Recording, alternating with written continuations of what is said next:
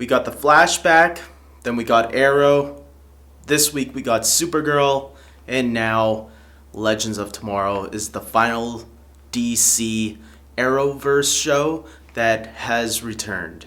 Hey everybody, this is David, and today I'm going to be talking about Legends of Tomorrow, Season 2, Episode 1, Out of Time. And I'm going to start off by saying that I really thought this return was good.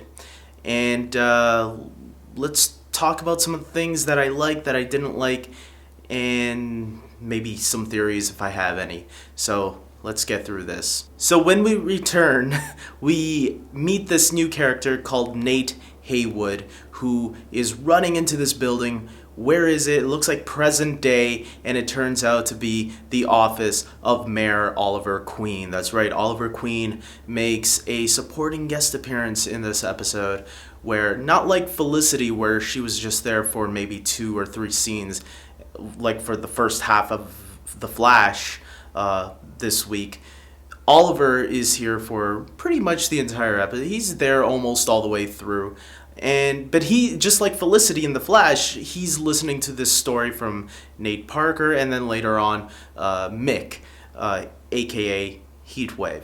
And this character, Nate, tells Oliver that, the legends are in trouble. They're scattered throughout time because he found out that, hey, look, history, some of your friends, Sarah and Ray, they're in the past, in these history books and stuff. And so they go and find out where the time ship could be, where it was last spotted during World War II, during the time of the Nazis, and that's where they find Mick, who is in a suspended animation of some sort, and they wake him up, and Mick starts telling this story about how the legends got scattered. And obviously the show takes place 6 months, or at least we see the characters take place 6 months where we last saw them. And that, which makes me wonder what happened to, the character that we saw last time at the end of the finale of Legends of Tomorrow Season 1. Our man who was from the Justice Society of America. Why didn't he stick around to help out the legends? Was it just a warning and that was it? Maybe we'll see him again, because it looks like the Justice Society of America is going to be returning, so maybe we'll see him. I don't know. I like the opening with the legends, where we see them in, I guess, France, like Three Musketeers kind of time. And they're on this mission. We see them in the middle of this mission, and there were some funny moments, especially between Sarah and what she was going through during that time. It kind of had me laughing a little bit because I thought it was funny, while the others are like kicking ass and trying to save the king of France, I guess. And Sarah's like making out on bed, pretty steamy too. It's like, whoa, Sarah, come on. But it was funny. It was good the way they did it. And then at the end too, if you know what I'm talking about, when they find her at the end, she like had another flirtation, and they were gonna burn her as a witch, probably because that was so different back then. People weren't used to that kind of stuff back then, so they're gonna burn her as a witch. But anyways, I'll get to a little bit that later. So after that little mission, that little romp, they travel, and something happens to the ship that tells them that something's going on in 1942, and that was the year they were told in the finale not to go to. Our man told them not to go to that time, because whatever happens in that time, apparently something happens to them that, I guess, ends their life, or so that we think. As the episode progresses, we find out, they go down there, and they meet Damien Dark, and they have to rescue Albert Einstein because they think he's a part of it, because apparently he disappears at some point. And Damien Dark, they get into a little confrontation with him, and eventually he gets into his submarine and shoots a missile at the time ship while all the legends are in there, and Rip Hunter decides to save them all by sending them to different time periods to save their lives, except for Mick because he's already badly injured. So he puts him in that suspended animation where Oliver Queen and Nate will eventually find him in 2016.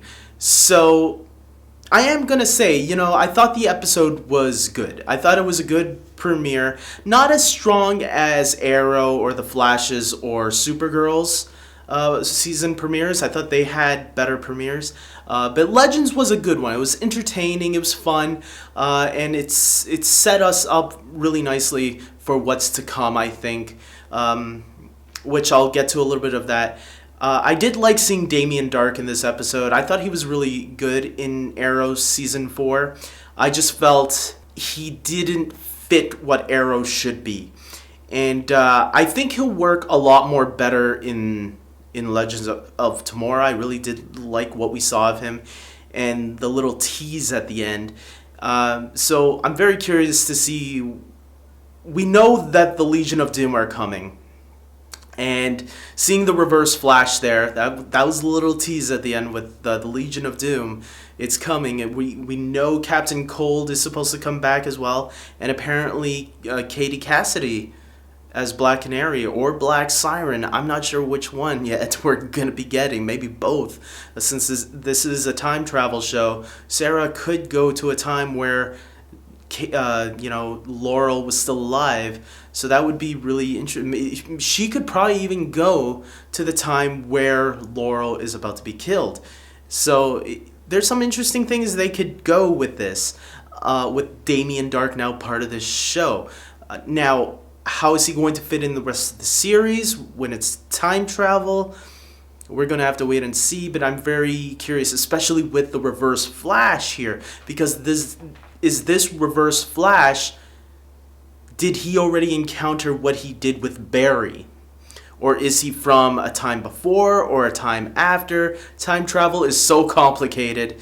We're going to have to see what the Reverse Flash is doing here and why. I did like the fact that the whole episode was Mick telling the story to Oliver and Nate. I thought that was really nice.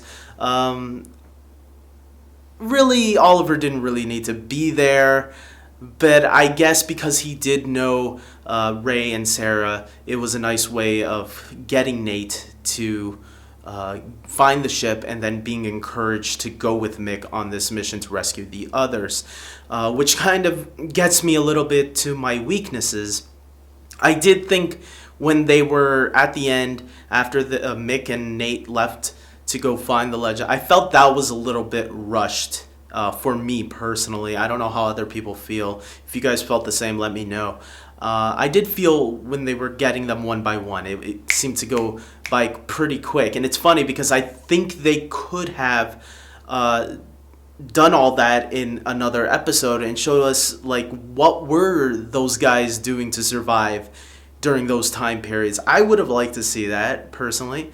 But I guess they couldn't afford a CGI dinosaur for a full episode, so that's fine, whatever. We gotta move on with the plot, I guess. This was just reintroducing us to these characters again, bringing us back to them, and going on their next adventure, which was the big tease at the end of the episode, the Justice Society of America, which I'm going to say their introduction when they popped out of nowhere and like, we're the Justice Society of America.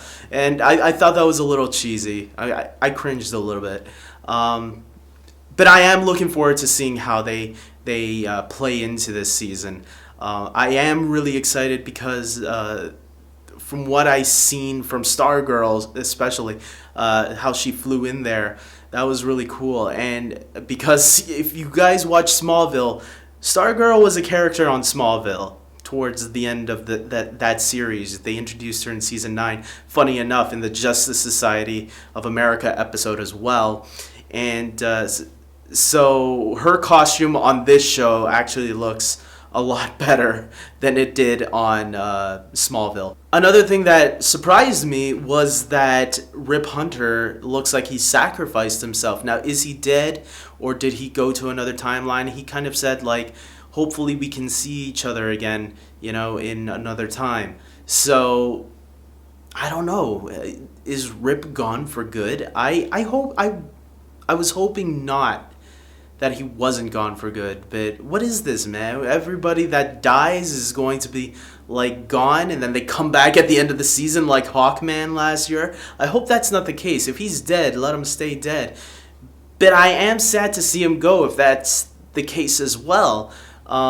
Because I did like Rip as a character, and but I guess eventually they were going to have to let him go, right? Because I guess his story is kind of complete after season 1, but then they should have just killed him in the finale.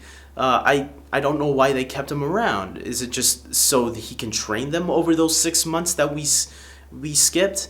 Probably. So it is going to be sad if he actually is gone for good, but if he isn't, I'll be kind of happy, but I'll also be like, that's kind of cheap, guys. Even on Arrow and The Flash, they've been finding ways on bringing people back to life. They gotta tone that down a little bit, or else they're gonna be like the Marvel Cinematic Universe, where it looks like people died, but then, you know, they're actually alive. So hopefully they don't use that card too often. Yeah, you can use it in different ways, but eventually it's going to catch on that you guys are finding ways to not really kill people. So stick with it or don't. Stick with it or don't do it at all. That's what I have to say. With that being said, guys, I thought it was a good premiere. I am still looking forward to the upcoming episodes, especially now that Reverse Flash is in this, because Reverse Flash to me is Eobard Thawne is one of the best characters, one of the best villains from The Flash. And now that he's crossing over, I can't wait to see what kind of trouble he's going to cause for the Legends. And does this mean we're going to see Barry eventually show up on Legends of Tomorrow? Because he hasn't shown up yet. Oliver's shown up a few times, so I'm really excited about that.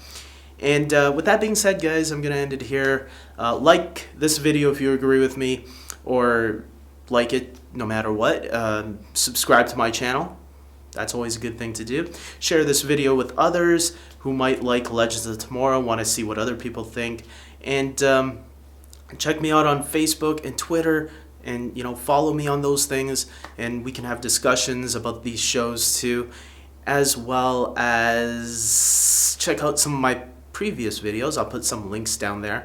And until next time, guys, take care.